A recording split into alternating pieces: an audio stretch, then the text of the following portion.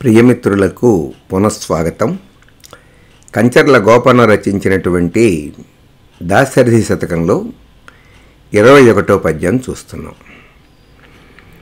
కంటి నదీ తటంబు పొడగంటి నిభద్రనగాధివాసము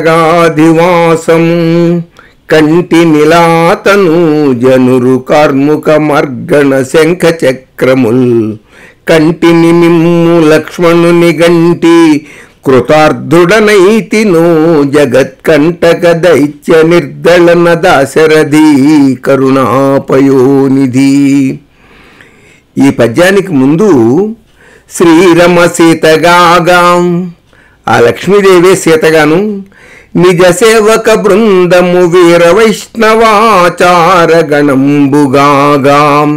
అక్కడ నీ సేవకులందరూ కూడా ఇక్కడ వైష్ణవాచార్యులుగా, విరజానది గౌతమిగా, వైకుంఠంలో ఉండేటటువంటి విరజానది ఇక్కడ గోదావరిగాను, వికుంఠమున్నారయ భద్రశైల శిఖరాగ్రము కాగా, ఆ వైకుంఠమే ఈ భద్రాచలంగాను, వసించు చేతనోద్ధారకుడైన విష్ణుడవు అని ప్రార్థించాడు. ఆయనని ధ్యానించాడు కంచర్ల గోపన్న. అక్కడ ఉన్నటువంటి విష్ణువే ఇక్కడ రామచంద్రుడిగా వచ్చావు అని. ఆ పద్యం అయిన వెంటనే, అది 20వ పద్యం, 21వ పద్యంలోకి వచ్చేసరికి ఈ విధంగా ప్రస్తావిస్తున్నాడు.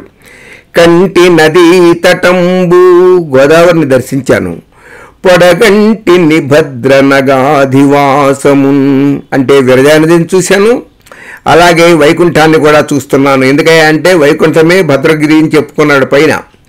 కంటి నిలాతనూజను, శ్రీరమ సీతగాగా అని కదా ఆయన, రాఘవత్వే భవేత్ సీత అని విష్ణు పురాణం చెబుతోంది. కాబట్టి రామావతారంలో సీతాదేవి లక్ష్మీ రూపమే సీతాదేవిగా వచ్చింది అని. కంటి నిలాతనూజను ఉరు కార్ముక మార్గణ శంఖ చక్రముల్, నీ యొక్క ఎందుకంటే రాముడికున్న ప్రత్యేకతే రామ బాణం. ఆ ధనస్సు, ఆ బాణాలు, శంఖచక్రాలు కూడా నేను దర్శించాను. కంటిని నిమ్ము, మిమ్మల్ని లక్ష్మణుని గంటి, నీ సోదరుడు, నీ అనుయాయుడు అయినటువంటి లక్ష్మణుని కూడా చూశాను. కృతార్థుడనైతి, అంతకంటే నా జన్మకు మరొక ధన్యత్వమే లేదు, కృతార్థుడయ్యానయ్యా. ఓ జగత్కంటక దైత్య నిర్దళన, లోకాలను బాధించేటటువంటి రాక్షస సంహారం చేసినటువంటి వాడు, లోకాలను బాధించేటటువంటి రాక్షసులను అందరినీ కూడా సంహరించినటువంటి గొప్ప పరాక్రమవంతుడమైనటువంటి ఓ దశరథ తనూజా, ఓ కరుణా సముద్రుడా, ఓ రామచంద్రుడా, ఆ దర్శనం, ఆ భాగ్యం నాకు నువ్వు కలిగించావు అని ప్రార్థిస్తున్నాడు కంచర్ల గోపన్న.